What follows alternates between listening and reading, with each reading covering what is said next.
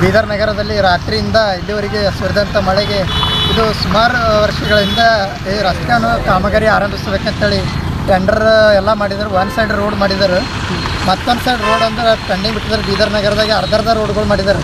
ಈಗ ಒಂದೇ ರೋಡ್, ಈಗ ಉದಾಹರಣೆಗಾಗಿ ಹೈದರಾಬಾದ್ ಟು ಬೀದರ್ ಸಿಟಿ ಒಳಗೆ ಬರ್ತಲ್ಲ ಶಾಪ್ರಿಗೇಟ್ಲಿಂತ ರೋಡು ಒನ್ ಸೈಡ್ ಅಷ್ಟೇ ಡಾಂಬರೀಕರಣ ಮಾಡಿದ್ದಾರೆ, ಮತ್ತೊಂದು ಸೈಡ್ ಹಾಗೆ ಪೆಂಡಿಂಗ್ ಇಟ್ಟಿದ್ದಾರೆ. ಮತ್ತು ಈ ರೋಡೂ ಟೆಂಡರ್ ಆಗಿದೆ. ಬೀದರ್ ಉತ್ಸವ ಮಾಡೋ ಹೊತ್ತಿನಾಗ ಹಿಂದಿಕ್ಕಿನ ಜಿಲ್ಲಾಧಿಕಾರಿಗಳು ಗೋವಿಂದ ರೆಡ್ಡಿ ಅವರಿದ್ದಾಗ ಬೀದರ್ ಉತ್ಸವ ಟೈಮಿನಾಗ ಎಲ್ಲ ಕಡೆ ರಸ್ತೆಗಳು ಮಾಡಿದ್ದಾರೆ.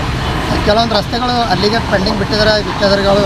ಮತ್ತು ಇದಕ್ಕಿಂತ ಇಲ್ಲಿ ಪೌರಾಡಳಿತ ಸಚಿವರು ಬೀದರ್ನ ಶಾಸಕರಿದ್ದಾರೆ.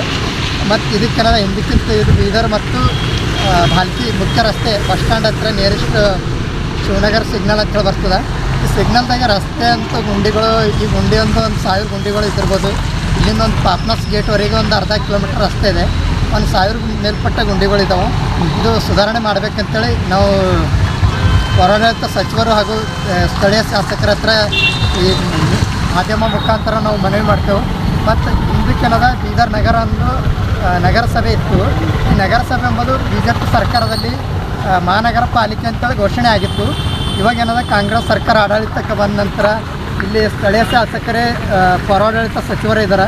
ಇವರು ಯಾಕೆ ಬೇಜವಾಬ್ದಾರಿ ಕೆಲಸ ಮಾಡ್ತಾರೆ ಅಂತೇಳಿ ಗೊತ್ತಿಲ್ಲ. ಇದಕ್ಕೆ ಬೀದರ್ ನಗರವನ್ನು ಮಹಾನಗರ ಪಾಲಿಕೆಯನ್ನಾಗಿ ಮಾಡಬೇಕು ಬೇಗ ಆದಷ್ಟು. ಬೀದರನ್ನು ಎಲ್ಲ ಕಡೆ ರಸ್ತೆಗಳನ್ನು ಸುಧಾರಿಸಬೇಕಂತೇಳಿ ನಾವು ಒಂದು ಮನವಿ ಮಾಡ್ತೀವಿ. ಸರ್, ನಿಮ್ಮ ಹೆಸರು ಸಂತೋಷ್ ಅಣಕೂರ್ ಅಂತೇಳಿ ಕರ್ನಾಟಕ ಸ್ವಾಭಿಮಾನಿ ಗೋವಿ ಒಡ್ರ ವೇದಿಕೆ ರಾಜ್ಯಾಧ್ಯಕ್ಷ.